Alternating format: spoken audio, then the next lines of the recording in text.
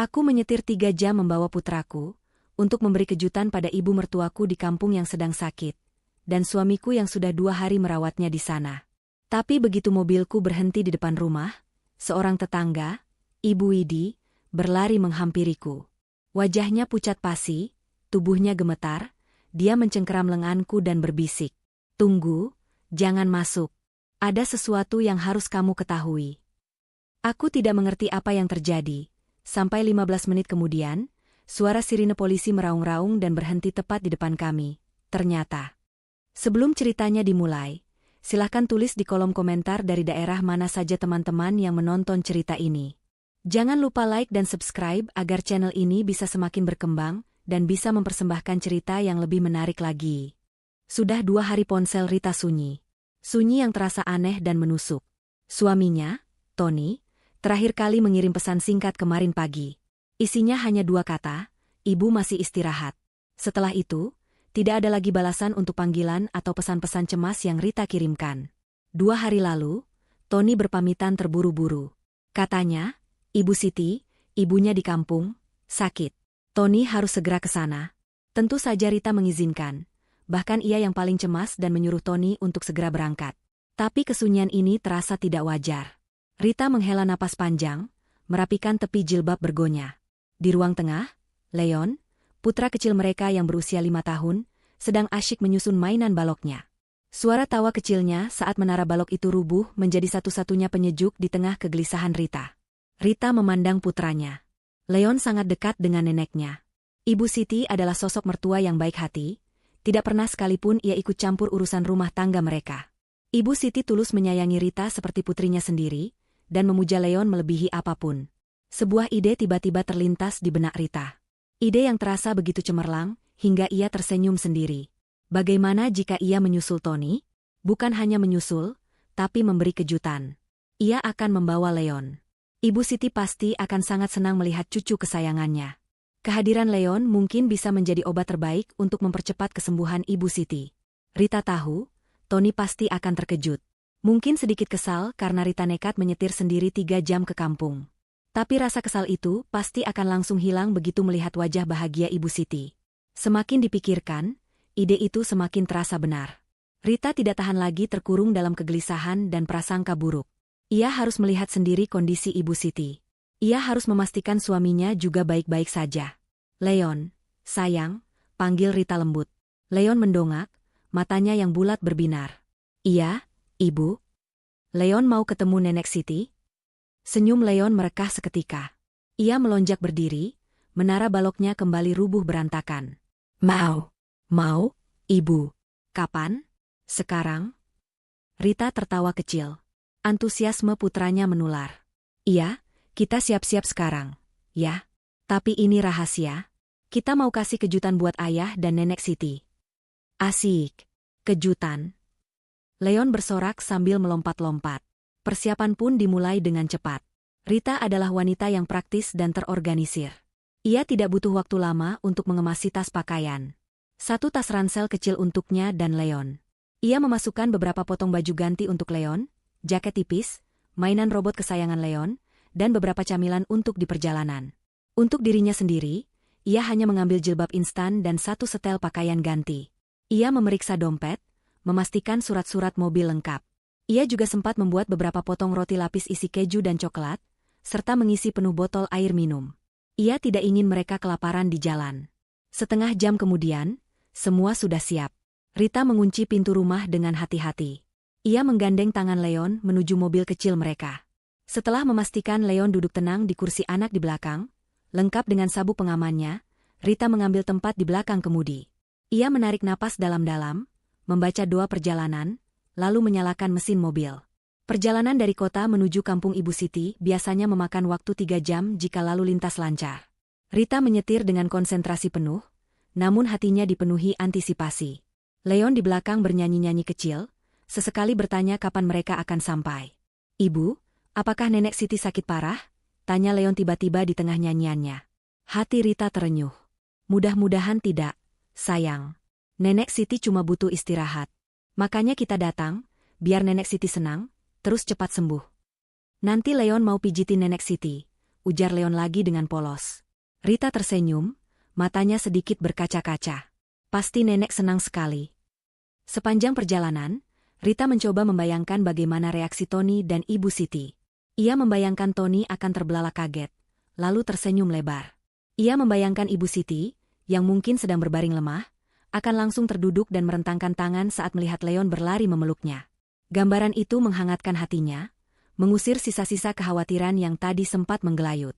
Rita juga teringat percakapan terakhirnya dengan Tony sebelum suaminya itu berangkat. Tony tampak sangat tertekan. Bukan hanya karena kabar sakit ibunya, tapi juga karena masalah pekerjaan yang tidak pernah diceritakannya secara detail. Banyak tekanan, Rit, hanya itu yang Tony katakan. Rita berharap, dengan berkumpul bersama keluarga, beban Tony bisa sedikit terangkat. Jalanan kota yang ramai perlahan berganti dengan pemandangan pedesaan yang hijau. Sawah-sawah terbentang luas di kiri dan kanan jalan. Udara terasa lebih sejuk. Rita membuka jendela sedikit, membiarkan angin segar masuk. "Kita sudah mau sampai, Ibu?" tanya Leon, yang sepertinya sudah mulai bosan. "Sebentar lagi, sayang. 15 menit lagi kita sampai di rumah nenek." Rita membelokkan mobilnya dari jalan raya utama, memasuki jalan desa yang lebih kecil namun beraspal mulus. Jantungnya mulai berdebar sedikit lebih cepat. Perasaan gembira bercampur tegang. Ia sudah hafal betul jalan ini. Di ujung jalan ini, di rumah bercat hijau sederhana itulah, keluarga suaminya tinggal. Mobil akhirnya berbelok ke jalan kecil terakhir. Rumah Ibu Siti sudah terlihat. Rumah itu tampak seperti biasa. Tenang dan damai. Tapi tunggu, ada yang aneh. Rumah itu tampak terlalu sepi. Bahkan untuk rumah orang yang sedang sakit. Biasanya, meski Ibu Siti hanya flu, akan ada beberapa tetangga yang datang menjenguk.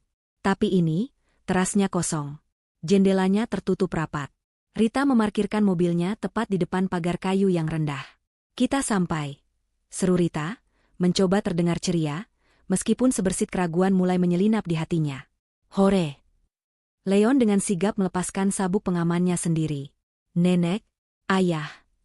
Leon melompat keluar dari mobil begitu Rita membukakan pintu untuknya. Anak kecil itu berlari riang menuju gerbang pagar yang tidak terkunci. Rita sendiri keluar dari mobil, meregangkan sedikit punggungnya yang pegal, lalu merapikan jilbabnya sekali lagi. Ia tersenyum, siap memberikan kejutan terbaik. Tepat pada saat Leon menyentuh gerbang pagar dan hendak mendorongnya terbuka, sebuah suara teriakan menghentikan mereka. "Tunggu!" Rita menoleh ke sumber suara. Dari seberang jalan, dari rumah tetangga persis di depan rumah Ibu Siti, seorang wanita parubaya berlari tergopoh-gopoh menghampiri mereka. Itu Ibu Widi, tetangga paling dekat Ibu Siti. Tapi penampilan Ibu Widi jauh dari kata normal. Wajahnya pucat pasi. Matanya melotot ngeri. Dan seluruh tubuhnya tampak gemetaran hebat. "Leon, berhenti. Tunggu Ibu," teriak Rita, lebih karena kaget melihat reaksi Ibu Widi daripada karena bahaya yang ia sadari. Leon, yang juga kaget mendengar teriakan itu, berhenti melangkah. Ia berbalik dan berlari kecil, bersembunyi di balik kaki ibunya. Leon menatap takut pada wanita yang kini berlari ke arah mereka. Ibu Widi sampai di depan Rita dengan napas terengah-engah. Keringat dingin membasahi pelipisnya, membuat anak rambutnya lepek menempel di dahi. Ia tidak mengenakan jilbab, hanya daster batik kusam yang biasa ia pakai di rumah. Wanita itu langsung mencengkeram lengan Rita. Cengkeramannya begitu kuat, kuku-kukunya terasa menancap di kulit Rita. "Tunggu dulu, Rit, jangan masuk," desis Ibu Widi. Suaranya serak dan bergetar. Rita membeku. Senyum antisipasi yang tadi menghiasi wajahnya langsung lenyap, digantikan kebingungan dan rasa takut yang mulai merayap. "Ibu Widi, ada apa? Ibu kenapa?" Rita mencoba melepaskan cengkeramannya, tapi Ibu Widi malah semakin mengeratkannya. "Ibu Siti. Ibu Siti baik-baik saja, kan? Apa sakitnya parah sekali?" tanya Rita lagi, suaranya mulai terdengar cemas. Ini adalah skenario terburuk yang ia bayangkan. Bahwa mereka terlambat. Bahwa kondisi mertuanya memburuk drastis. Ibu Widi menggelengkan kepalanya dengan cepat. Gerakan yang aneh, nyaris panik. Bukan itu. Aduh, Gusti gimana ini?" Gumamnya pada diri sendiri. Matanya melirik liar ke arah rumah Ibu Siti yang tertutup rapat, lalu kembali menatap Rita. "Bu Widi, Ibu bikin saya takut. Ada apa sebenarnya? Tony ada di dalam, kan? Biarkan saya masuk. Saya harus ketemu suami saya." Rita mulai kehilangan kesabaran. Ia berusaha menarik tangannya lagi, kali ini lebih kuat. Jangan. Ibu Widi berteriak pelan, tapi penuh penekanan. Tunggu dulu, Rita. Ada sesuatu yang harus kamu ketahui dulu. Sesuatu yang mengerikan. Jantung Rita seakan diremas. Mengerikan? Kata itu bergema di kepalanya. Apa yang lebih mengerikan dari seorang ibu yang sakit parah? Mengerikan apa, Bu? Tolong jangan buat saya bingung. Saya sudah menyetir 3 jam. Saya bawa anak saya. Saya cuma mau jenguk mertua saya. Suara Rita mulai meninggi, bercampur isak tangis yang tertahan.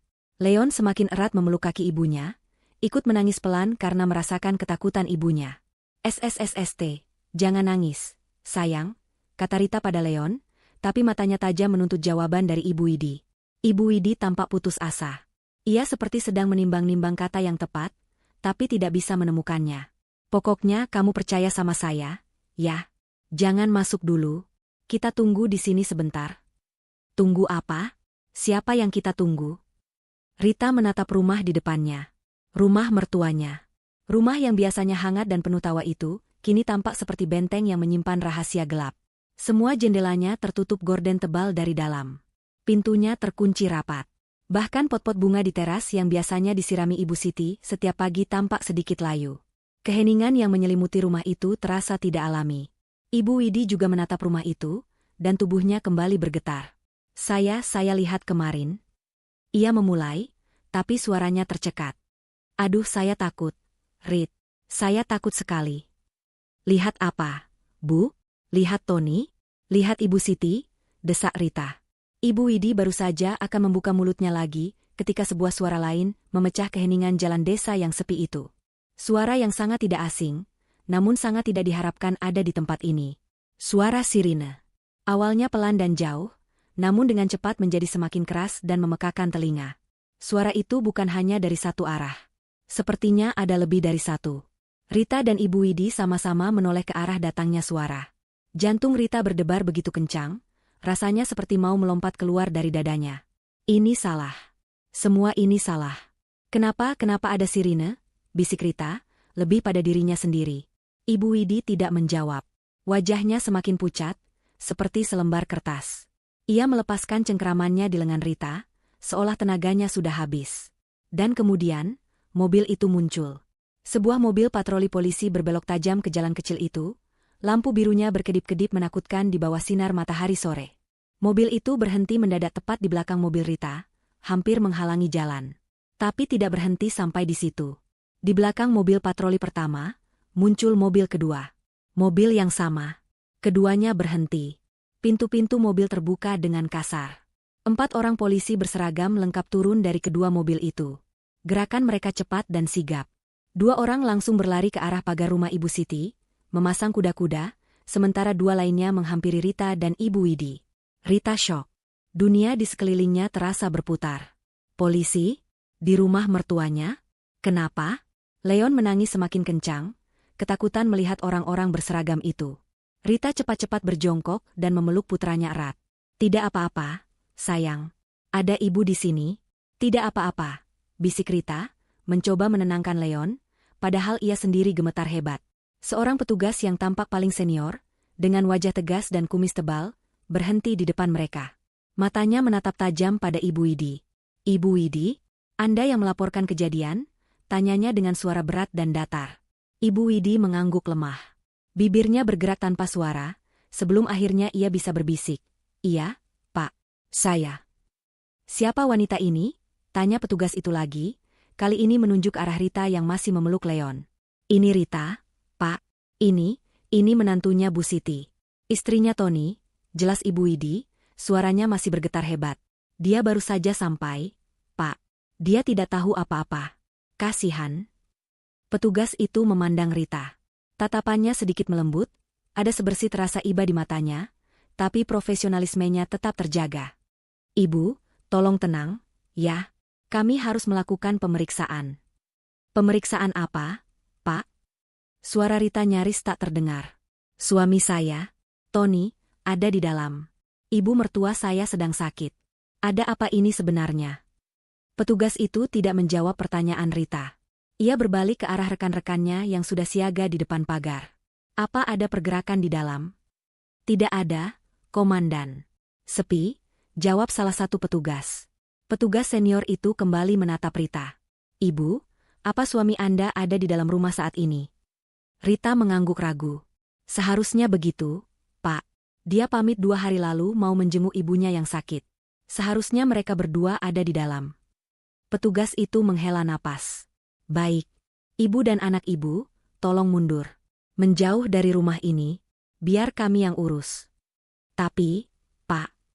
Tolong, Bu, bentak petugas itu, tidak lagi lembut. Ini demi keselamatan ibu sendiri. Ibu Widi, tolong bawa ibu ini ke rumah Anda. Ibu Widi segera menarik lengan Rita. Ayo, Rit, kita ke rumah saya dulu. Kita aman di sana. Dengan lutut lemas dan pikiran yang kacau balau, Rita akhirnya menurut. Ia menggendong Leon yang masih menangis ketakutan.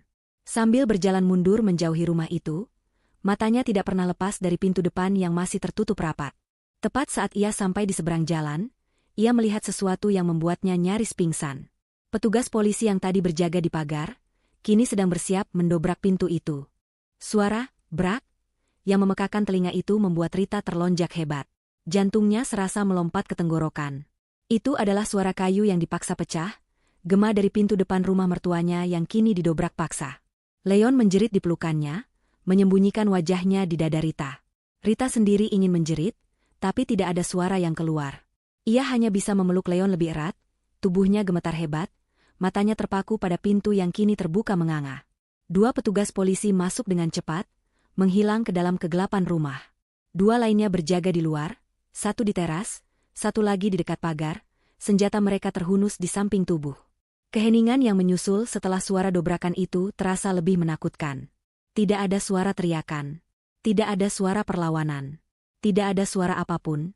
Hanya kesunyian yang tebal dan mencekam. Rita berdiri kaku di teras rumah Ibu Widi. Ia ingin sekali berlari ke seberang, menerobos masuk, dan mencari tahu sendiri. Tapi kakinya seakan terpaku di lantai. Ibu Widi memegang bahunya, tangannya yang masih gemetar mencoba memberi kekuatan, meski wanita itu sendiri sama takutnya. Ada apa, Bu? Kenapa mereka mendobrak pintu? Bisik Rita, suaranya serak. Tony. Ibu Siti. Ya Allah, apa yang terjadi? Ibu Widi hanya bisa menggeleng. Kita berdoa saja, Rit. Semoga semua baik-baik saja. Tapi Rita tahu. Jauh di dalam hatinya, ia tahu tidak ada yang baik-baik saja. Polisi tidak akan mendobrak pintu rumah orang sakit, hanya karena laporan tetangga yang cemas. Pasti ada sesuatu yang lebih dari itu. Sesuatu yang dilihat Ibu Widi.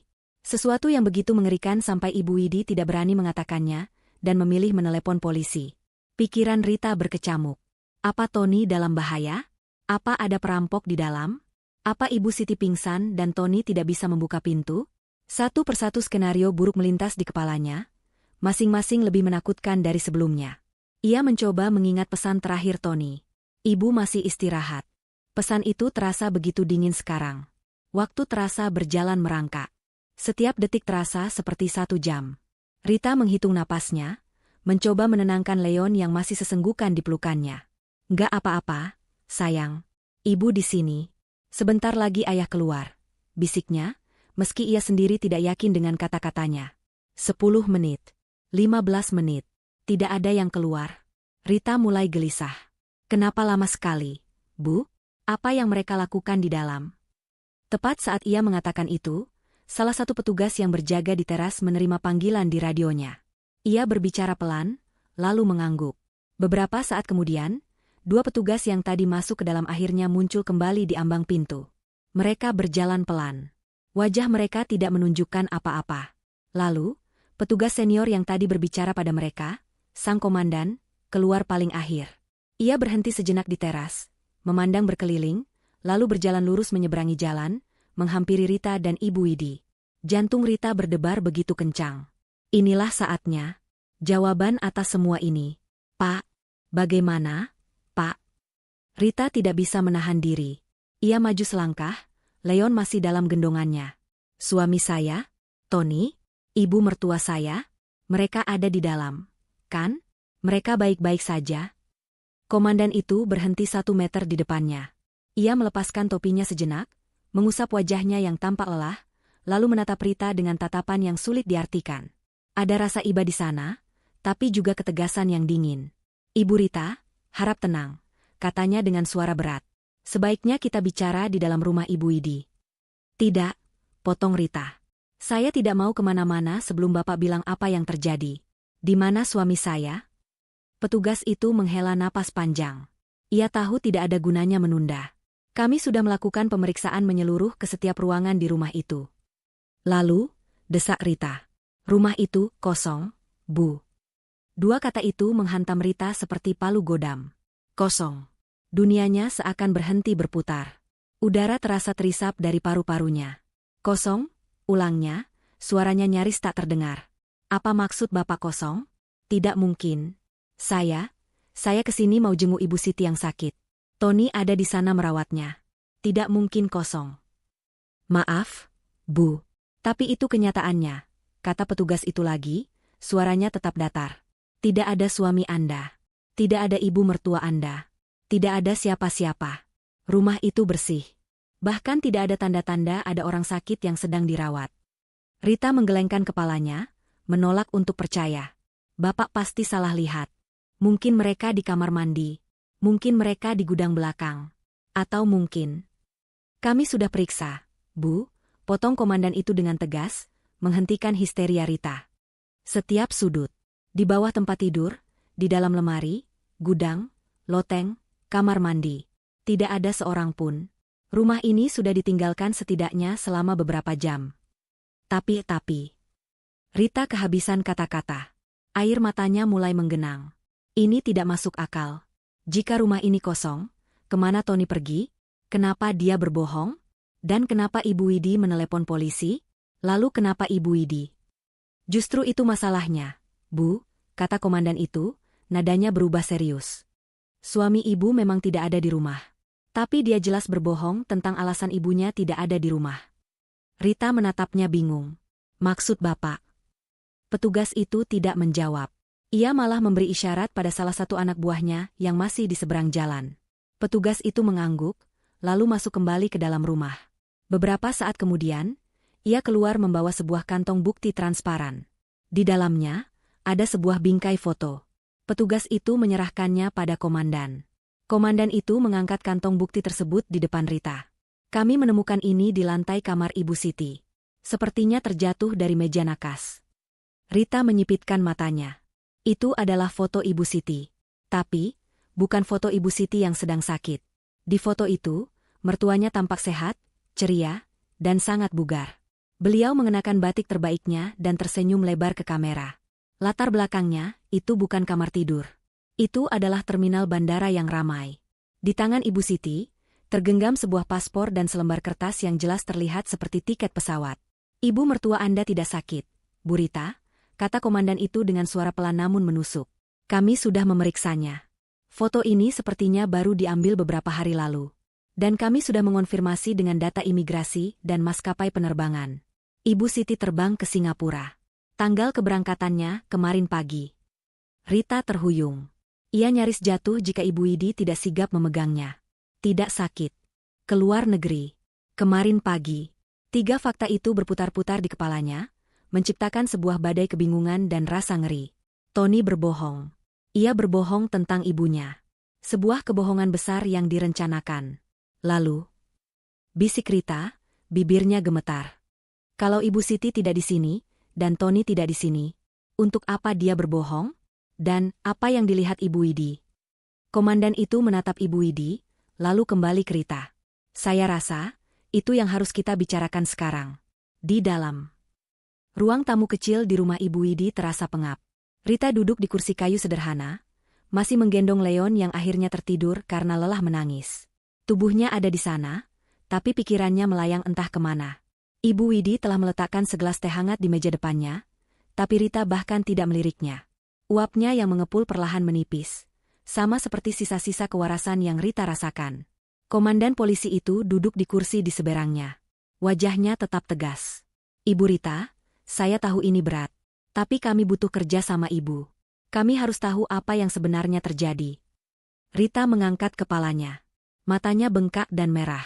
Saya tidak tahu apa-apa, Pak. Sungguh. Saya pikir suami saya sedang merawat ibunya yang sakit. Saya pikir. Suaranya pecah. Ia tidak sanggup melanjutkan. Komandan itu mengangguk mengerti. Baik, kalau begitu, mari kita dengar dari Ibu Widi. Bu Widi, ia beralih pada wanita parubaya itu yang duduk di sebelah Rita. Sekarang, tolong ceritakan pada kami.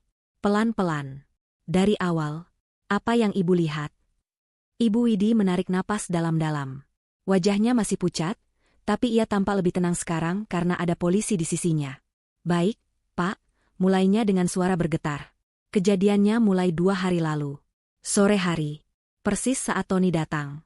Saya sedang menyapu teras, jadi saya lihat jelas. Rita menahan napas. Saya lihat mobil Tony datang. Awalnya saya senang, saya kira dia pulang. Tapi, dia tidak sendirian, Pak. Jantung Rita mencelos. Tidak sendirian, bisik Rita. Ibu Widi menatap Rita sekilas, penuh rasa iba. Tidak, Rit. Ada perempuan lain di mobilnya. Di kursi depan. Dunia Rita seakan runtuh untuk kedua kalinya hari itu. Wanita lain. Perempuan seperti apa, Bu? Tanya komandan itu, suaranya tajam. Masih muda, Pak. Sangat cantik. Rambutnya panjang, dicat warna terang. Tapi, Ibu Widi berhenti sejenak, mencari kata yang tepat. Tapi wajahnya, Pak, wajahnya ketakutan sekali. Pucat pasi. Matanya bengkak seperti habis menangis. Waktu Tony menyuruhnya turun, dia seperti tidak mau. Dia menggeleng-geleng. Lalu, apa yang Tony lakukan? Itu dia yang bikin saya takut. Pak, lanjut Ibu Widi. Saya kenal Tony dari kecil. Anaknya sopan, baik. Tapi hari itu, dia beda. Wajahnya marah sekali. Keras. Rahangnya mengatup. Dia tidak membentak, tapi suaranya dingin dan menakutkan. Dia turun dari mobil, membuka pintu penumpang, dan dia menyeret perempuan itu keluar. Kasar sekali, Pak. Perempuan itu sampai tersandung. Rita menutup mulutnya. Ini bukan Tony yang ia kenal. Tony yang ia nikahi adalah pria yang lembut dan sabar. Tony menyeret perempuan itu masuk ke dalam rumah Ibu Siti, kata Ibu Widi lagi. Dia sempat melihat ke arah saya. Tatapannya aduh, Gusti, tajam sekali. Saya langsung pura-pura masuk ke dalam rumah. Saya takut. Apalagi yang Ibu lihat atau dengar? Kejar komandan. Malamnya, Pak, saya tidak bisa tidur. Saya gelisah. Sekitar jam 1 malam, Ibu Widi menelan ludah, saya dengar suara keras sekali dari seberang. Seperti suara kaca yang dilempar atau pecah. Keras sekali. Prang. Begitu bunyinya. Lalu, saya dengar suara perempuan. Menjerit. Tapi pelan sekali. Seperti dibekap. Hanya sekali. Setelah itu, sunyi. Sunyi sekali. Saya terlalu takut untuk mengintip. Saya kunci semua pintu dan jendela. Saya tidak tidur sampai pagi. Rita memejamkan matanya erat-erat. Ya Tuhan. Apa yang telah Tony lakukan? Lalu kemarin, Ibu Widi melanjutkan, rumah itu sepi seharian. Saya tidak lihat siapa-siapa keluar. Saya tidak berani, Pak. Saya kira mereka, bertengkar hebat urusan rumah tangga. Saya tidak mau ikut campur. Sampai tadi pagi, kata komandan itu. Iya, Pak. Sampai tadi pagi. Subuh-subuh sekali. Saya mau ke pasar. Saya lihat mobil Tony masih di sana. Tapi pas saya lagi siap-siap, saya dengar suara pintu mobil ditutup. Saya intip dari jendela. Apa yang Ibu lihat? Saya lihat Tony. Dia sendirian. Dia bergerak terburu-buru sekali. Dia memasukkan sesuatu ke bagasi mobilnya. Pak. Sesuatu?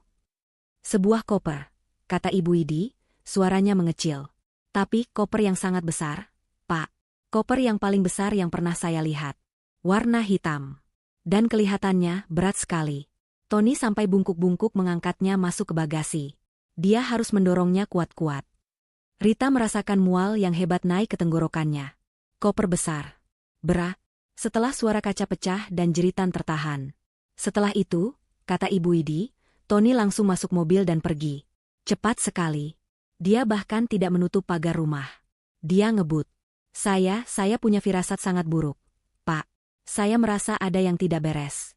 Saya tidak tahu harus apa. Saya bingung. Lalu, beberapa jam kemudian, Rita datang.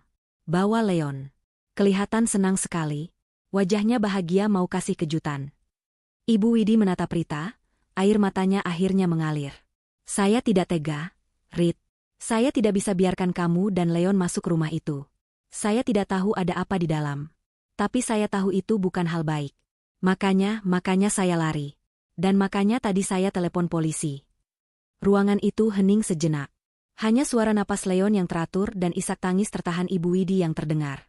Rita akhirnya angkat bicara, suaranya datar dan kosong. Siapa perempuan itu, Pak? Komandan polisi itu menatapnya lama. Ia mengeluarkan ponselnya. Mengetik sesuatu, lalu membalikan layar ponsel itu ke arah Ibu Widi. Perempuan ini? Di layar ponsel itu, terpampang sebuah foto paspor. Wajah seorang wanita muda yang cantik, namun matanya tampak kosong.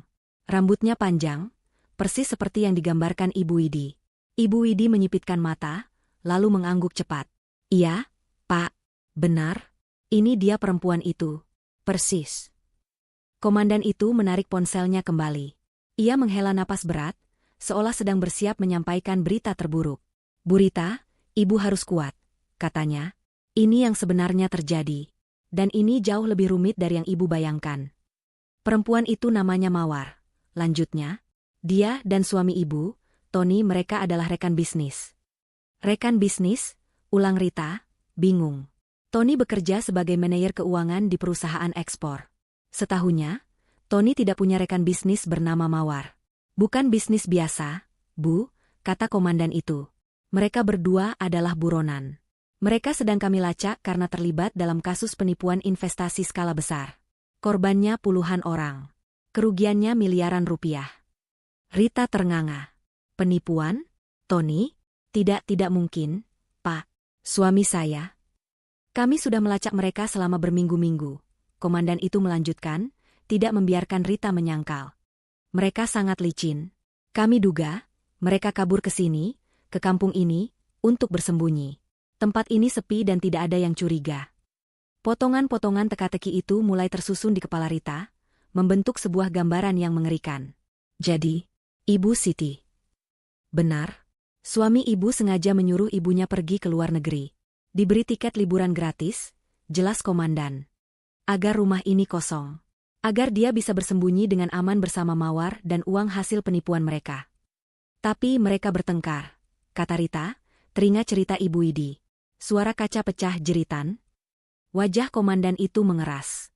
Itu yang sedang kami selidiki. Dugaan kami, ada masalah di antara mereka. Kemungkinan besar, soal pembagian uang. Tony serakah. Dia ingin menguasai semuanya sendiri. Rita merasakan hawa dingin menjalari tulang punggungnya. Ia teringat sesuatu. Sesuatu yang membuatnya semakin mual. Koper, bisiknya. Ibu Widi bilang, Tony membawa koper besar dan berat tadi pagi. Keheningan total melanda ruangan itu. Rita menatap komandan polisi itu dengan mata terbelalak ngeri. Sebuah pikiran yang begitu biadab, begitu tak terbayangkan, mulai terbentuk di benaknya. Ia tidak berani mengatakannya. Komandan itu tidak perlu mendengar pertanyaan itu. Ia melihat kengerian di mata Rita dan ia mengerti. Itu yang paling kami takutkan, Bu, kata komandan itu pelan. Kami khawatir, apa isi koper besar itu. Keheningan yang pecah di ruang tamu Ibu Widi terasa lebih berat daripada kebisingan apapun. 3 kata terakhir komandan polisi itu, isi koper besar, menggantung di udara, penuh dengan kengerian yang tak terucapkan. Rita menatap kosong ke dinding di depannya. Gambaran suaminya, Tony, membungkuk susah payah mengangkat koper hitam besar di pagi buta, berkelebat di benaknya. Berat, koper itu berat. Berat karena apa? Pakaian? Uang? Atau berat karena tubuh seorang wanita bernama Mawar? Mual yang hebat menghantam perut Rita. Ia buru-buru meletakkan Leon yang tertidur di pangkuannya ke atas sofa, lalu berlari ke kamar mandi Ibu Widi. Ia muntah hebat. Semua roti lapis yang ia siapkan untuk perjalanan ceria mereka, semua harapan yang ia bangun, keluar bersama cairan pahit dari perutnya. Ibu Widi menyusulnya, mengusap-usap punggung Rita dengan tangan gemetar. Sabar, Rit. Sabar. Keluarkan saja. Istighfar, enduk. Bisik Ibu Widi, sama bingungnya harus berbuat apa. Setelah beberapa saat, Rita membersihkan wajahnya di wastafel. Ia menatap pantulan dirinya di cermin kecil yang retak. Wajah seorang wanita yang kelelahan. Wajah seorang istri yang baru saja menyadari bahwa pria yang tidur di sampingnya selama 6 tahun, ayah dari anaknya, adalah monster. Ia kembali ke ruang tamu, langkahnya gontai. Ia duduk di sebelah Leon, membelai rambut putranya. Leon adalah satu-satunya hal yang nyata. Satu-satunya jangkar di tengah badai ini. "Pak," kata Rita, suaranya serak namun tegas. Ia menatap lurus ke arah komandan. Apa yang Bapak duga ada di dalam koper itu?" Komandan itu menghargai ketegaran Rita. "Bu, kami tidak bisa berspekulasi. Tapi berdasarkan kesaksian Ibu Widi, suara kaca pecah, jeritan tertahan, koper yang berat, dan kepergian Tony secara diam-diam sendirian, kami harus mengasumsikan skenario terburuk." "Pembunuhan," bisik Rita. Kata itu terasa asing dan mengerikan di lidahnya. Komandan itu mengangguk pelan. "Kami sudah mengeluarkan DPO, daftar pencarian orang, untuk suami Anda, Tony. Tadinya hanya atas kasus penipuan. Sekarang, kami tingkatkan statusnya menjadi terduga pelaku pembunuhan berencana. Kami juga sudah menyebar patroli di semua jalur keluar desa dan menuju jalan tol." "Tapi, Pak, Tony..." Rita masih mencoba mencari sisa-sisa kewarasannya. "Tony yang saya kenal tidak begini. Dia lembut. Dia tidak pernah menyakiti saya. Dia..." "Uang mengubah orang, Bu," potong komandan itu, tidak bermaksud kasar, tapi menyatakan fakta. Miliaran rupiah. Itu jumlah yang sangat besar. Cukup besar untuk membuat seseorang serakah. Cukup besar untuk membunuh rekan kejahatannya sendiri, agar tidak perlu berbagi. Rita menunduk. Rekan kejahatan. Wanita simpanan. Ia teringat deskripsi Ibu Widi. Muda. Cantik. Berbeda sekali dengannya. Rita adalah seorang ibu rumah tangga sederhana yang hidupnya berpusat pada suami dan anak. Jilbabnya sederhana, pakaiannya santun. Apakah Tony malu padanya? Apakah Mawar adalah segalanya yang bukan dirinya? "Jadi, Tony berselingkuh?" tanyanya pelan. Komandan itu tampak ragu sejenak. "Kami tidak tahu pasti sejauh apa hubungan pribadi mereka. Fokus kami adalah kejahatan finansialnya. Tapi, iya. Laporan intel kami menyebutkan Mawar bukan hanya rekan kerja. Mereka sering terlihat check-in di hotel yang sama. Dugaan kami, Tony menggunakan Mawar sebagai wajah perusahaan investasi palsu mereka. Mawar yang mencari korban, Tony yang mengelola keuangannya." Rita merasakan perih yang lain. Bukan lagi kengerian, tapi rasa pengkhianatan yang dalam. Selama ini, saat Tony pamit lembur, saat Tony bilang ada tekanan pekerjaan, saat suaminya itu sering menerima telepon diam-diam di balkon, itu semua bukan tentang pekerjaan. Itu tentang kebohongan. Tentang penipuan. Tentang wanita lain. "Lalu, apa yang terjadi di rumah itu?" tanya Rita lagi, suaranya kini dingin. "Kenapa mereka bertengkar?" "Dugaan kami, Mawar tahu Tony berencana kabur sendirian," jelas komandan. "Mungkin Mawar menemukan tiket atau rencana Tony. Mereka memperebutkan uangnya. Dan Tony memutuskan untuk menyingkirkannya. Tapi ada masalah lain, Bu Rita," lanjut komandan itu, wajahnya semakin serius. "Masalah yang mungkin membuat situasi ini lebih berbahaya." Rita menatapnya. "Apalagi yang bisa lebih berbahaya dari ini? Uang miliaran itu tidak datang dari investor kecil saja," kata komandan. "Sebagian besar uang yang mereka bawa kabur berasal dari, katakanlah, investor yang tidak akan melapor ke polisi." "Maksud Bapak?" "Rentenir. Komplotan mafia. Orang-orang yang punya cara sendiri untuk menagih utang. Kami menduga, Tony dan Mawar bersembunyi di sini bukan hanya dari kami, tapi juga dari mereka. Ada kemungkinan pertarungan di rumah itu bukan hanya antara Tony dan Mawar." Ibu Widi tersentak. "Maksud Bapak, ada orang lain lagi di rumah itu?" "Kami belum tahu," kata komandan. "Itulah mengapa kami harus menggeledah rumah itu dengan benar. Kami harus tahu apa yang terjadi." Komandan itu berdiri. "Bu Rita, kami harus melakukan olah TKP, tempat kejadian perkara, sekarang. Rumah Ibu Siti adalah lokasi kejahatan. Kami akan memasang garis polisi. Kami akan membawa tim forensik." Ia berhenti sejenak, lalu menatap Rita dengan tatapan penuh pertimbangan. "Kami butuh bantuan Ibu. Setelah tim awal selesai, kami perlu Ibu masuk sebentar. Ibu mungkin satu-satunya yang tahu bagaimana kondisi normal rumah itu. Kami perlu tahu apakah ada barang Ibu Siti yang hilang, atau apakah ada barang aneh yang ditinggalkan Tony." Pikiran untuk masuk rumah itu, Rumah yang kini beracun oleh kebohongan dan kekerasan, membuat perut Rita kembali mual. Tapi ia mengangguk. Ia harus tahu. Ia harus melihat sendiri. Baik, Pak. Saya akan bantu. Bagus. Untuk sementara, ibu dan anak ibu tetap di sini bersama Ibu Widi. Anak buah saya akan berjaga di luar. Tidak ada yang tahu apakah Tony nekat kembali, atau apakah penagih utang yang kami sebutkan tadi tahu lokasi ini. Komandan itu berjalan ke pintu. Tepat saat ia hendak keluar, ia berhenti dan berbalik. Satu hal lagi, katanya. Rumah itu tidak sepenuhnya kosong saat kami dobrak tadi. Rita menahan napas. Kami menemukan bekas darah. Mata Rita terpejam. Di mana? Di lantai kamar tamu. Tidak banyak. Tapi jelas ada di sana, kata komandan. Dan yang paling mengganggu adalah, sepertinya ada yang berusaha membersihkannya. Terburu-buru, tapi berusaha dibersihkan. Kami juga menemukan pecahan kaca, seperti dari botol atau gelas tebal, di dekat situ. Semua cerita Ibu Widi terkonfirmasi. Jeritan, kaca pecah, darah, dan usaha pembersihan.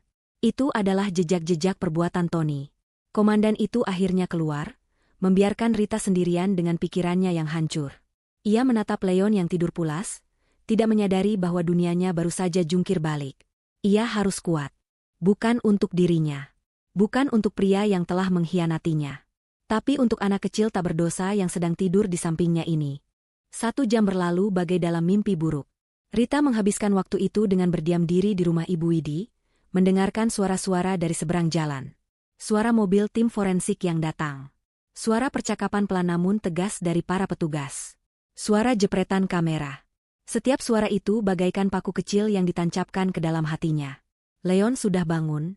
Anak itu tampak bingung dan sedikit rewel, karena tidurnya terganggu dan suasananya tegang. Ibu Widi, dengan kebaikan hatinya, berhasil membujuk Leon untuk makan sepotong biskuit dan memberinya mainan tua milik cucunya. Rita bersyukur atas kebaikan tetangganya itu. Akhirnya, komandan polisi itu kembali. Ibu Rita, kami siap. Apa ibu bisa ikut kami sekarang? Sebentar saja. Rita mengangguk. Ia mengecup kening Leon. Sayang, tunggu di sini sebentar sama Nenek Widi, ya? Ibu mau ke rumah Nenek Siti sebentar. Cuma sebentar. Ibu, ayah mana? Tanya Leon dengan polos. Hati Rita serasa teriris. Ayah lagi pergi sebentar. Nanti ibu cari, jawabnya, berbohong. Kebohongan pertamanya untuk putranya. Rasanya pahit. Ayo, Rit, saya temani, kata Ibu Widi, tapi komandan itu menggeleng. Maaf, Bu Widi. Hanya Ibu Rita. Tempat ini masih steril.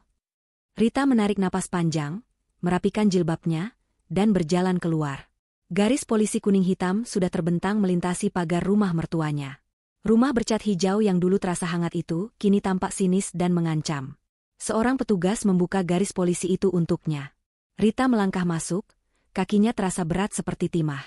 Ia melintasi teras, melewati pintu depan yang bingkainya hancur bekas dobrakan. Begitu masuk, bau aneh langsung menyergapnya. Bau pengap rumah yang lama tertutup, bercampur dengan sesuatu yang amis dan bau bahan kimia yang tajam.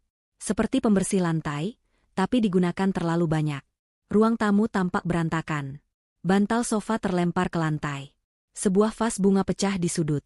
Ini bukan sekadar berantakan, ini bekas perkelahian. Kami duga pertengkaran dimulai di sini, kata komandan, menunjuk ke vas yang pecah. Lalu bergerak ke dalam. Rita hanya mengangguk kaku. Matanya menyapu ruangan, mencari sesuatu yang ia kenali, tapi semua terasa asing. Mari, Bu, ke kamar tamu.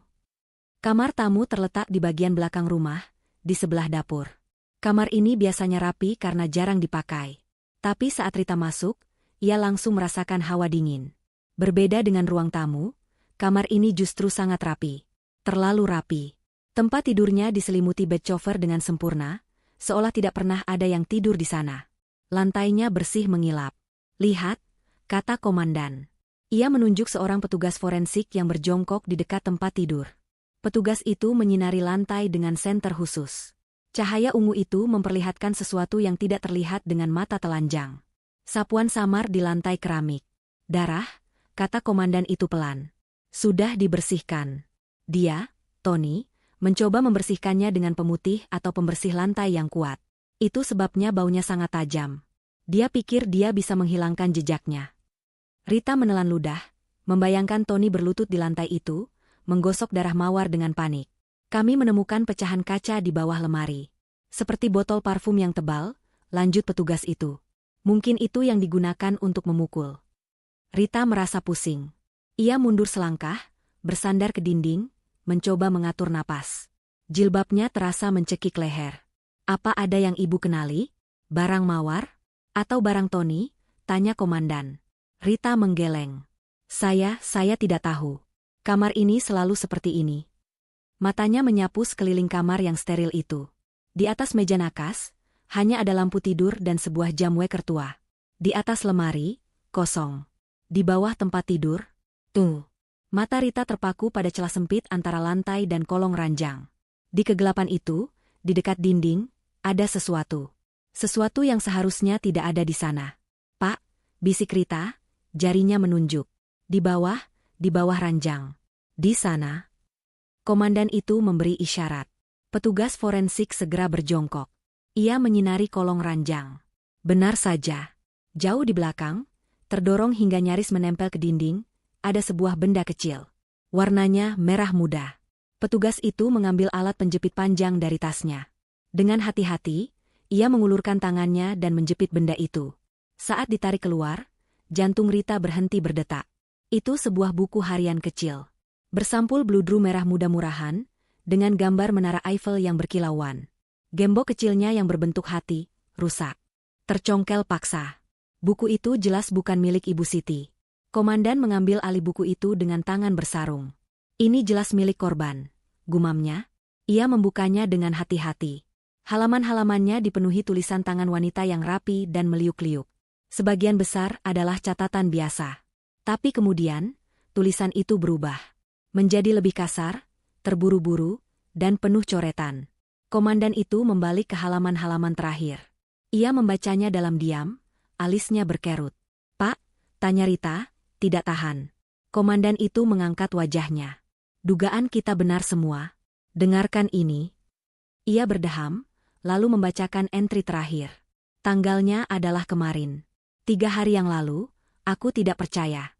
Miliaran, kami berhasil. Tony bilang kami akan ke Singapura menyusul ibunya, lalu ke Swiss. Dia yang terbaik. Komandan itu membalik halaman. 2 hari lalu, hari mereka tiba, sampai di kampung sialan ini. Panas dan bau. Tony bilang hanya 2 hari untuk mendinginkan diri. Tapi dia aneh. Tegang sekali. Aku dengar dia menelepon seseorang, dia menyebut-nyebut utang. Aku tidak suka ini. Napas Rita tercekat. Komandan itu sampai di halaman terakhir. Tulisannya besar-besar dan miring, beberapa ternoda oleh sesuatu yang tampak seperti tetesan air atau air mata. Kemarin malam, dia berbohong. Bajingan itu berbohong. Aku menemukan paspornya di tasnya saat dia di kamar mandi. Dia memesan 1 tiket. Bukan ke Singapura. Bukan atas namaku. Dia juga memindahkan semua uang dari rekening bersama kami. Dia mau meninggalkanku di sini. Ada spasi besar, seolah penulisnya berhenti, lalu menulis lagi dengan lebih panik. Jam 1 pagi, aku mengonfrontasinya. Dia gila. Dia bukan Tony yang kukenal. Matanya ya Tuhan, matanya dingin. Dia bilang aku tidak akan pernah keluar dari rumah ini hidup-hidup. Dia bilang aku terlalu banyak bicara. Dia mengambil botol parfumku, dia. Tulisan itu berhenti di sana. Sebuah coretan panjang mengakhiri kalimat itu, seolah penanya direbut paksa. Ruangan itu hening. Bukti itu telak. Tony adalah pembunuhnya. Tony merencanakan semuanya. Rita terduduk di tepi ranjang, tidak peduli lagi itu tempat kejadian perkara. Kakinya lemas. Suaminya adalah pembunuh berdarah dingin. Saat itulah, di tengah kesunyian yang mencekam itu, sebuah suara memecah segalanya. Suara dering ponsel. Rita tersentak. Itu bukan ponsel komandan. Itu bukan ponsel petugas forensik. Itu adalah suara dering dari ponselnya. Ponsel yang ada di saku gamisnya. Ia merogoh sakunya dengan tangan gemetar. Ia bahkan lupa ia membawanya. Ia menatap layar itu. Sebuah nomor tidak dikenal. Tapi yang membuat darahnya berdesir adalah kode negara di depan nomor itu. Sebuah nomor internasional. Siapa itu? Tanya komandan, nadanya tajam. Rita menatapnya, matanya terbelalak ngeri. Saya tidak tahu. Tapi, ini nomor dari Singapura. Itu pasti Ibu Siti. Mertuanya menelepon. Seluruh udara di kamar tamu yang pengap itu seakan tersedot keluar. Ponsel di tangan Rita bergetar, layarnya yang menyala memantulkan kengerian di matanya. Singapura. Ibu Siti. Jawab, kata komandan itu, suaranya pelan namun mendesak. Jawab, dan nyalakan pengeras suaranya. Tangan Rita gemetar hebat saat ia menggeser ikon hijau di layar. Ia menekan tombol speaker tepat saat suara seorang wanita yang panik terdengar dari seberang. Halo? Halo? Rita? Ya Allah, Rita, kamukah itu, enduk? Itu adalah suara Ibu Siti. Tapi bukan suara mertua yang tenang yang Rita kenal. Ini adalah suara wanita yang ketakutan setengah mati. Ibu. Hanya itu yang bisa Rita keluarkan. Suaranya serak. Ibu Siti? Ada apa? Rita. Syukurlah kamu aman. Kamu di mana? Kamu baik-baik saja? Leon mana? Leon baik-baik saja, kan? Rentetan pertanyaan itu keluar tanpa jeda, diiringi isak tangis yang jelas. Rita menatap komandan polisi itu dengan bingung. Komandan itu memberi isyarat agar ia terus bicara. Saya baik, Bu. Leon juga baik. Dia sedang tidur. Kami ada di kampung. Di depan rumah Ibu. Keheningan melanda di seberang telepon. Selama beberapa detik, hanya terdengar suara isakan tertahan Ibu Siti. Lalu, suara mertuanya itu kembali terdengar, kali ini penuh dengan kebingungan yang luar biasa. Di rumah Ibu? Di kampung? Bagaimana bisa? Bukankah kamu? Ibu, potong Rita, rasa takut yang baru mulai merayapinya. Kenapa Ibu di Singapura? Tony bilang Ibu sakit keras. Sakit? Suara Ibu Siti meninggi. Sakit apa? Ibu tidak sakit. Rita, Tony yang menyuruh Ibu pergi. Dia belikan Ibu tiket liburan. Katanya hadiah ulang tahun. Dia bilang Ibu harus segera berangkat 2 hari lalu. Ibu sudah bilang Ibu tidak mau, tapi Tony memaksa. Katanya dia mau urus bisnis penting dan tidak mau Ibu sendirian di rumah. Ya Tuhan, jadi dia bohong? Rita memejamkan matanya. Kebohongan itu berlapis-lapis, lebih pekat dan kotor dari yang ia bayangkan. Ibu, kata Rita pelan. Tony tidak ada di sini. Rumah ini kosong. Tentu saja dia tidak di sana. Seru Ibu Siti, kepanikannya kembali. Dia menelepon Ibu tadi pagi. Pagi-pagi buta di sini. Ya Allah, Rita, Tony bilang. Ibu Siti terisak hebat, tidak mampu melanjutkan kalimatnya. Tony bilang apa, Bu? Desak Rita, mencengkeram ponsel itu erat-erat. Jantungnya berdebar kencang, mempersiapkan diri untuk kebenaran terburuk berikutnya. Tony bilang. Ibu Siti menarik napas gemetar. Tony bilang kamu dan Leon diculik. Rita ternganga. Komandan polisi di depannya langsung menegakkan tubuhnya, matanya menyala tajam. Diculik? Ulang Rita, suaranya nyaris tak terdengar. Iya. Dia bilang ada komplotan penjahat yang dendam padanya.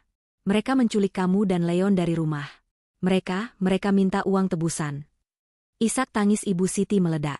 Tony bilang dia sudah tidak punya uang lagi. Dia bilang, para penculik itu mengancam akan menyakiti kalian kalau dia tidak bayar. Rita terduduk di lantai. Kakinya tidak kuat lagi menahan tubuhnya. Jadi ini rencana Tony. Ini adalah gambaran yang utuh. Tony, suaminya. Pria yang ia cintai. Pria yang memberinya seorang anak. Dia bukan hanya penipu. Dia bukan hanya pezina. Dia bukan hanya pembunuh. Dia adalah monster berdarah dingin yang telah merencanakan semuanya. Dia membunuh Mawar untuk menguasai semua uang haram mereka. Dia membuang mayatnya di dalam koper besar, entah kemana. Dia mengirim ibunya sendiri ke luar negeri, jauh dari jangkauan, agar rumah ini kosong untuk melakukan pembunuhan.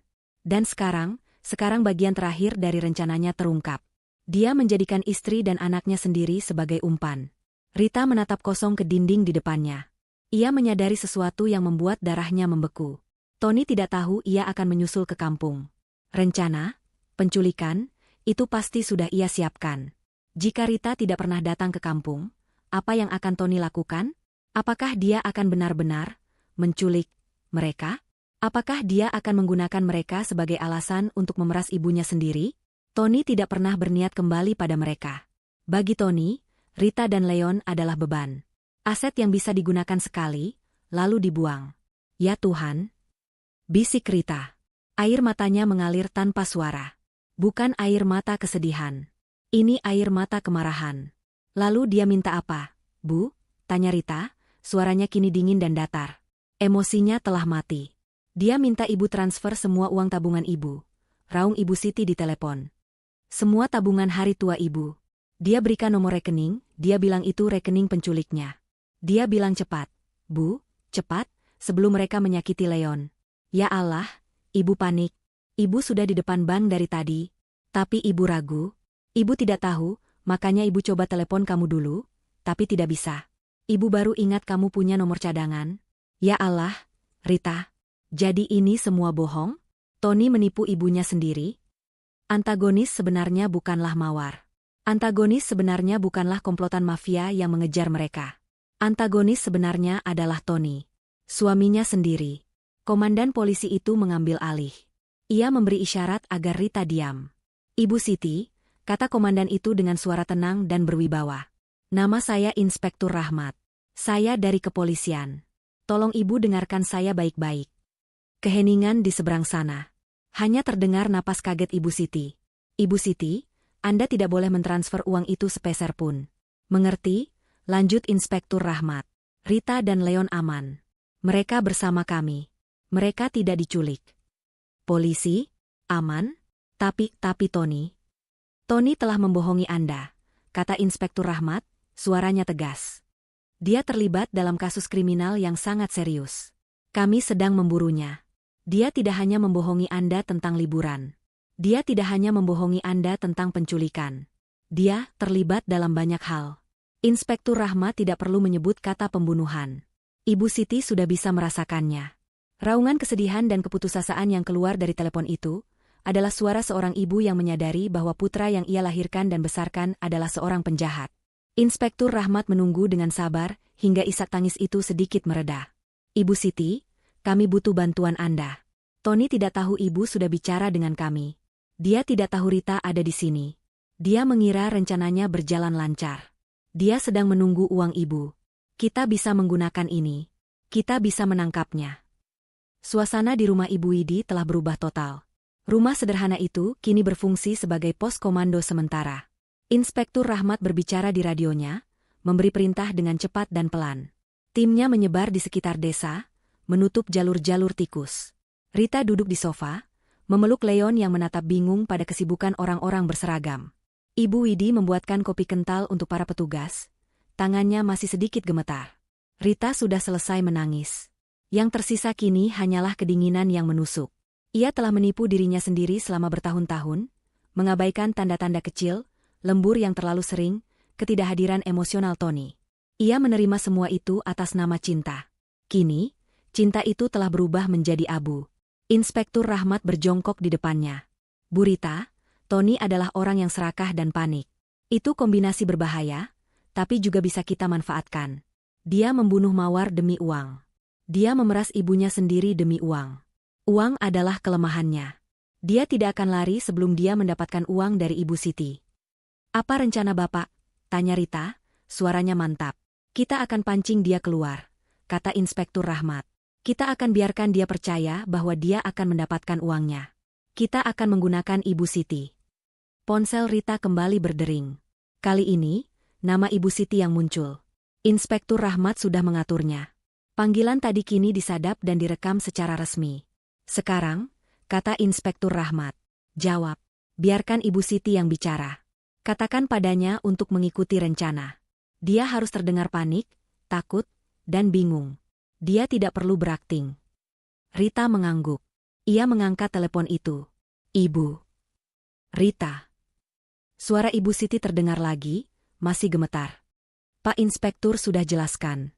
Ya Allah, Enduk, apa yang harus Ibu lakukan? Lakukan saja, Bu, kata Rita pelan. Lakukan untuk Leon. Lakukan agar ini semua berakhir. Inspektur Rahmat memberi isyarat. Ibu Siti, dari Singapura, kini menelepon nomor Tony. Panggilan itu tersambung ke sistem pengeras suara di ruang tamu Ibu Widi. Semua petugas terdiam. 1 nada sambung. 2 nada sambung. Angkat, bajingan, desis salah satu petugas pelan. 3 nada sambung. Lalu, tersambung. Halo, Bu? Suara Tony terdengar. Serak, kasar, dan penuh ketidaksabaran. Bagaimana? Sudah ditransfer? Kenapa lama sekali? Rita menahan napas. Mendengar suara suaminya setelah tahu apa yang telah ia lakukan terasa seperti tusukan pisau panas. Tony, anakku. Ibu Siti mulai terisak, persis seperti yang diinstruksikan. Isak tangisnya terdengar begitu nyata. Ibu sudah diban. Ibu sudah coba. Tapi tidak bisa, Tony. Apa maksud ibu tidak bisa? Bentak Tony dari seberang. Jangan main-main, Bu. Ini menyangkut nyawa Rita dan Leon. Ibu tidak main-main, jerit Ibu Siti. Banknya bilang ibu tidak bisa transfer uang sebanyak itu ke rekening yang tidak dikenal. Mereka bilang ini mencurigakan. Mereka bilang ibu harus tanda tangan surat pernyataan di depan notaris. Tapi ibu di Singapura. Ibu tidak tahu harus bagaimana. Tony, ibu takut. Keheningan melanda. Terdengar suara napas Tony yang memburu. Dia sedang berpikir keras. Rencananya berantakan. Sialan, umpat Tony. Ban bodoh. Ganti ban. Coba ban lain. Tidak bisa. Ibu sudah coba. Mereka semua sama. Mereka memblokir transfer besar ke luar negeri tanpa persetujuan tatap muka. Mereka bilang satu-satunya cara adalah kamu yang ambil uangnya tunai. Ini adalah bagian penting dari rencana. Umpan yang dilempar. Tunai? Suara Tony terdengar curiga. Ambil di mana? Ibu di Singapura. Bukan dari ibu, kata Ibu Siti, mengikuti skenario. Banknya bilang mereka bisa mengatur penarikan khusus melalui perwakilan mereka di Indonesia. Mereka bilang ini demi keamanan. Mereka akan siapkan uangnya. Kamu hanya perlu menemuinya. Di tempat yang aman. Dia akan bawa semua uangnya dalam koper. Tony terdiam lama. Rita bisa membayangkan otak liciknya berputar. Dia curiga, tapi dia juga putus asa. Dia butuh uang itu untuk kabur. Dia tidak bisa meninggalkan uang ibunya begitu saja. Tempat aman di mana? Tanya Tony akhirnya, suaranya pelan dan berbahaya. Ibu tidak tahu, isa Ibu Siti. Mereka bilang tempatnya di dekat rumah. Di pabrik tua di pinggir desa. Mereka bilang tempat itu sepi. Tidak akan ada yang melihat. Nanti orangnya akan telepon kamu. Katanya begitu, Tony. Lagi, keheningan. Tony sedang menimbang-nimbang. Datang ke tempat pertemuan adalah risiko besar. Tapi tidak datang berarti meninggalkan puluhan, mungkin ratusan juta, uang ibunya. Dan Tony, seperti yang disimpulkan Inspektur Rahmat, adalah orang yang serakah. Jam berapa? Tanyanya. Jam 6 sore ini, kata Ibu Siti. Waktu maghrib. Mereka bilang itu waktu terbaik. Tidak terlalu gelap, tidak terlalu terang. Tony, tolong selamatkan Rita dan Leon. Tutup teleponnya, Bu, kata Tony tiba-tiba, suaranya dingin. Jangan hubungi saya lagi. Biar saya yang urus. Pastikan orang itu datang sendirian. Kalau saya lihat ada yang aneh, saya bersumpah. Ibu tidak akan pernah lihat cucu ibu lagi. Telepon terputus. Ruangan itu senyap. Inspektur Rahmat menghela napas panjang. Dia mengambil umpannya. Dia menatap Rita. Bu, kami akan bersiap. Tim saya akan menyamar. Kami akan ada di sana sebelum dia. Kami akan mengepung tempat itu. Dia tidak akan bisa lari. Rita berdiri. Saya ikut, katanya. Bu Rita, itu tidak mungkin, kata Inspektur Rahmat tegas. Itu terlalu berbahaya. Anda harus tetap di sini bersama Leon. Saya tidak akan ikut campur, kata Rita, matanya menatap lurus ke arah Inspektur. Saya akan tunggu di mobil komando Anda. Saya tidak akan keluar.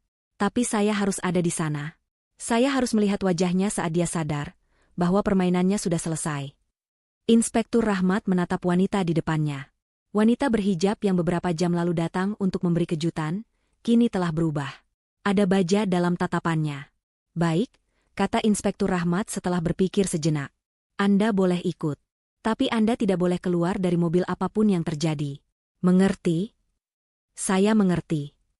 Inspektur Rahmat memberi perintah pada anak buahnya. Mereka bergerak cepat. Senjata disiapkan. Rompi anti peluru dikenakan. Rita berbalik, memeluk Leon erat-erat. Sayang, ibu pergi sebentar, ya? Sama Bapak Polisi. Leon tunggu di sini sama Nenek Widi. Jadi anak baik, ya? Ia menyerahkan Leon pada Ibu Widi, yang mengangguk sambil menangis. Rita memakai kembali sepatunya. Ia berjalan ke pintu, lalu berhenti. Ia melihat foto pernikahan kecil di atas meja rias Ibu Widi. Di foto itu, ia dan Tony tersenyum bahagia.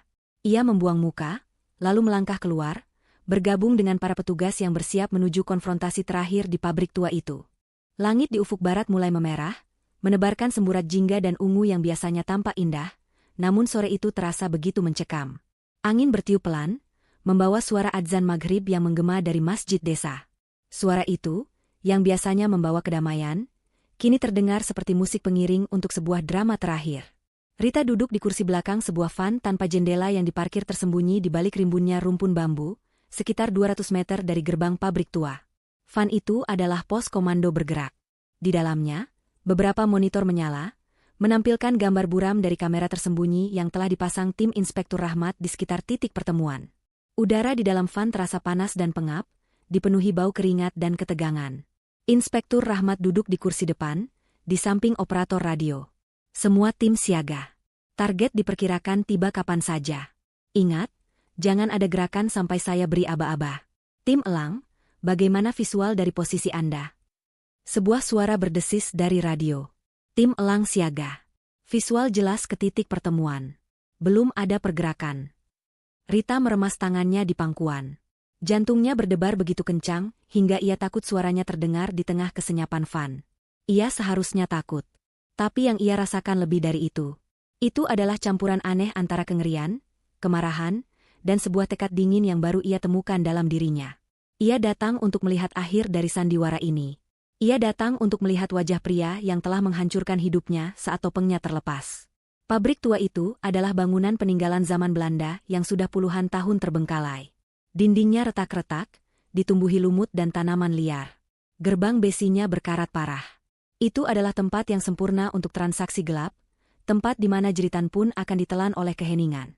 Petugas yang menyamar sebagai orang bank sudah berada di posisinya. Dia berdiri sendirian di tengah halaman pabrik yang terbuka, di samping sebuah koper hitam besar yang diletakkan di tanah. Koper itu berisi kertas-kertas bekas, dengan lapisan uang asli di bagian atas. Umpan. Ada pergerakan. Desis operator radio, matanya terpaku ke monitor.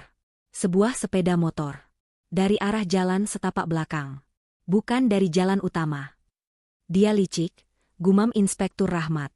Dia memeriksa jalur pelariannya. Rita menahan napas.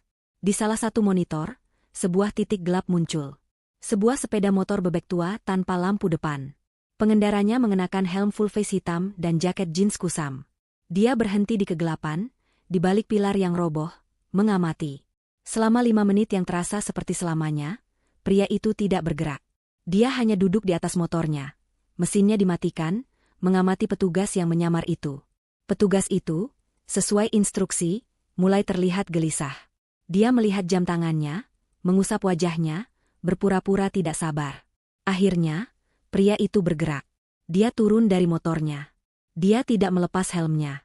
Dia berjalan mendekat, langkahnya pelan dan waspada. Tangan kanannya tersembunyi di dalam saku jaketnya. Itu dia, bisik Rita. Meski tertutup helm, ia mengenali postur itu. Ia mengenali cara berjalan suaminya. Tony. Tony berhenti sekitar 5 meter dari petugas itu. Kau bawa uangnya? Suaranya terdengar teredam dan parau dari balik helm.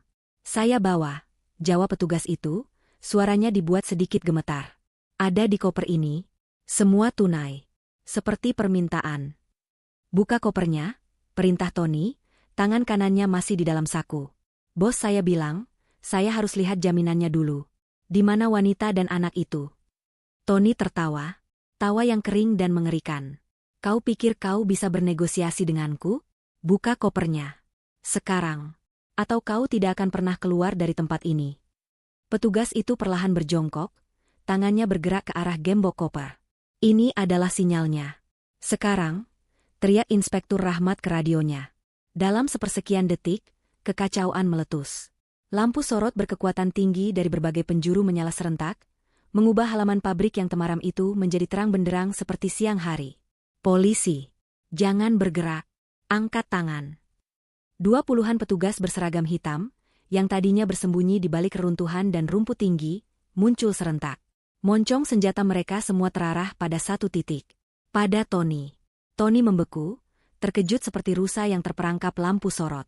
Reaksinya instan. Dia tidak mengangkat tangan. Sebagai gantinya, tangan kanannya keluar dari saku. Di tangannya bukan uang. Itu adalah pistol. Pistol hitam kecil. Dia bersenjata, teriak Inspektur Rahmat. Tony melepaskan tembakan ke udara, lebih karena panik daripada membidik. Mundur. Mundur semua, teriaknya. Dia berbalik, berlari kembali ke arah motornya. Dia tahu dia tidak bisa melawan. Dia hanya ingin kabur. Hentikan dia, jangan biarkan dia lolos. Beberapa tembakan peringatan dilepaskan ke udara. Tapi Tony nekat. Dia hampir mencapai motornya.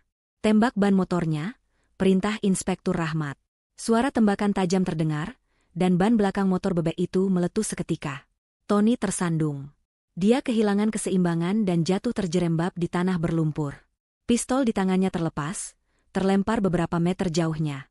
4 petugas langsung menerjangnya, menindihnya ke tanah sebelum dia sempat bereaksi. Lepaskan aku. Lepaskan. Kalian tidak tahu siapa aku. Tony meronta-ronta, wajahnya yang kini terlihat jelas karena helmnya terlepas saat jatuh, menyeringai marah. Kami tahu persis siapa Anda, Tony, kata Inspektur Rahmat, berjalan mendekat dengan tenang.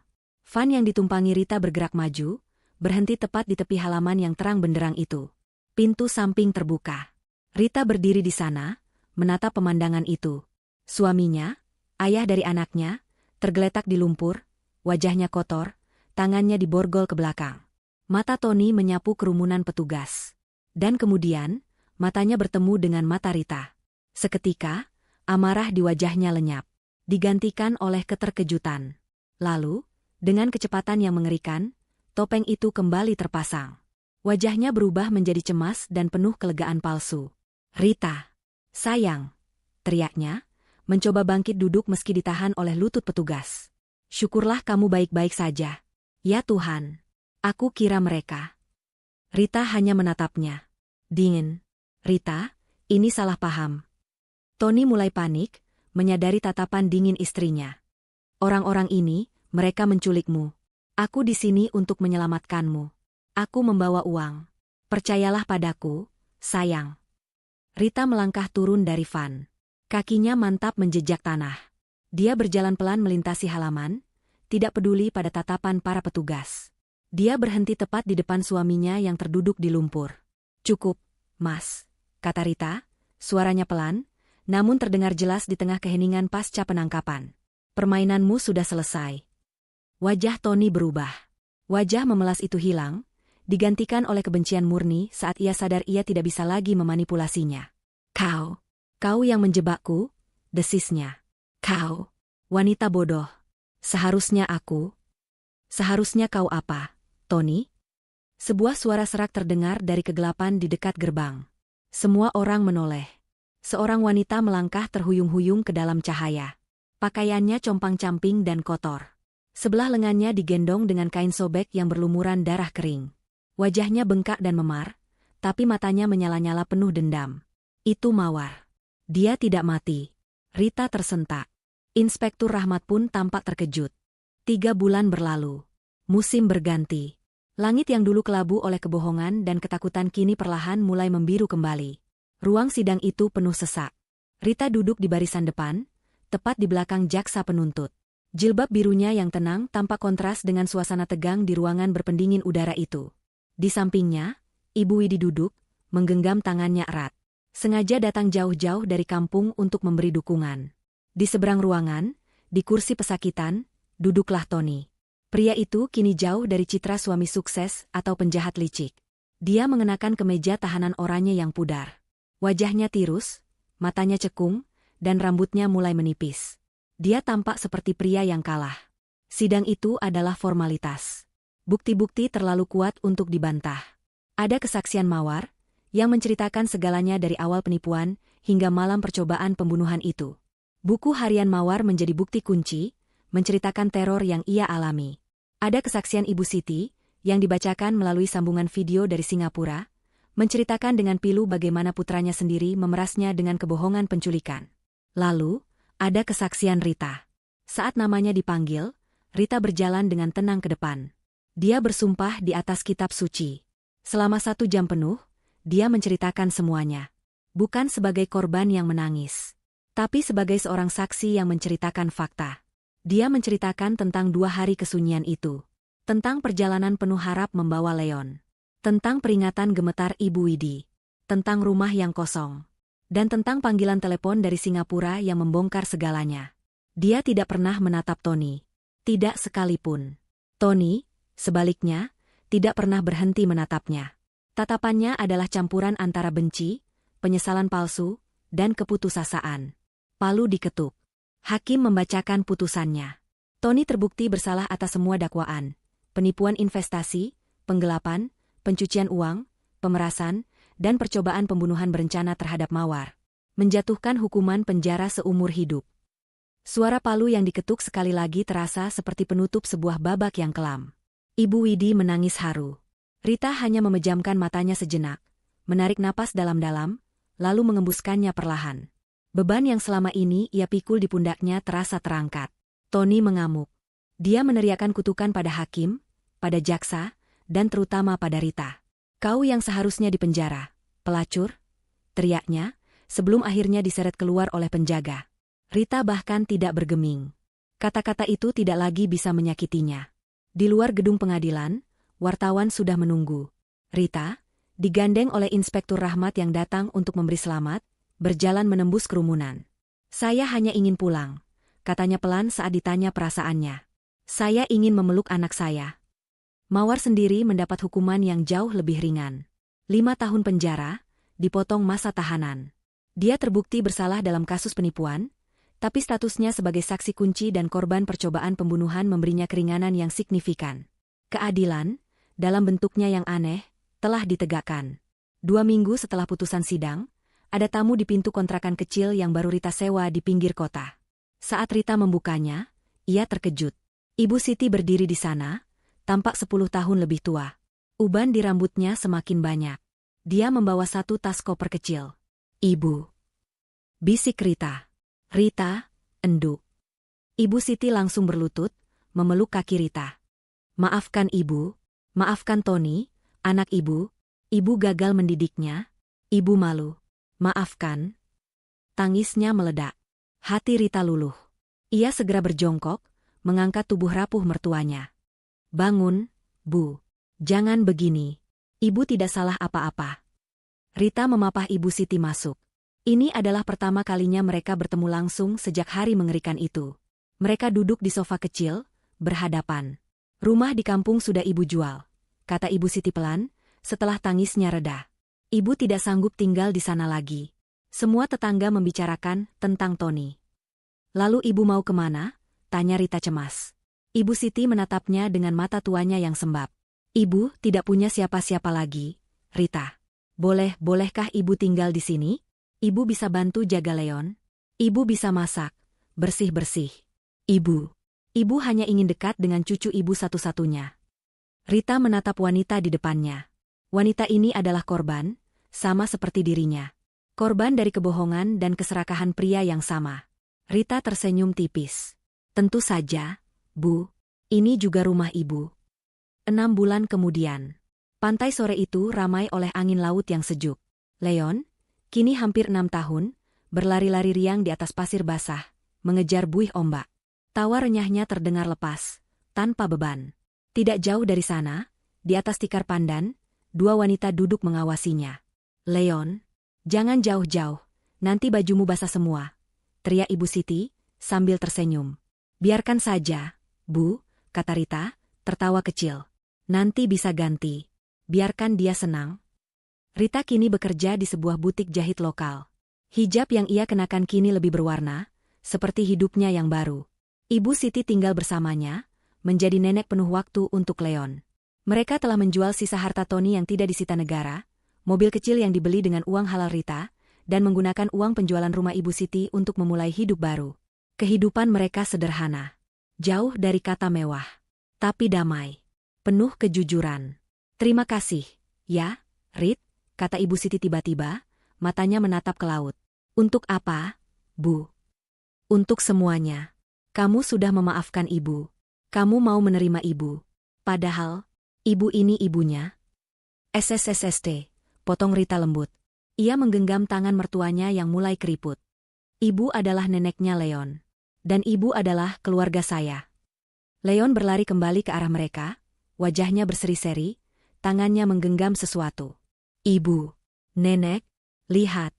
Leon dapat kerang bagus. Serunya, menunjukkan sebuah cangkang kerang berwarna putih bersih. Rita mengambil kerang itu, membersihkannya dari pasir. Wah, cantik sekali, sayang. Dia menatap putranya, lalu menatap Ibu Siti. Di antara debur ombak dan tawa Leon, Rita merasakan kedamaian yang sudah lama tidak ia rasakan. Dia mungkin telah kehilangan seorang suami, tapi dia menemukan kekuatannya sendiri. Dan dia telah membangun kembali sebuah keluarga, di atas puing-puing kebohongan, menjadi sesuatu yang jauh lebih kuat. Rita tersenyum tulus. Dia siap menyambut hari esok.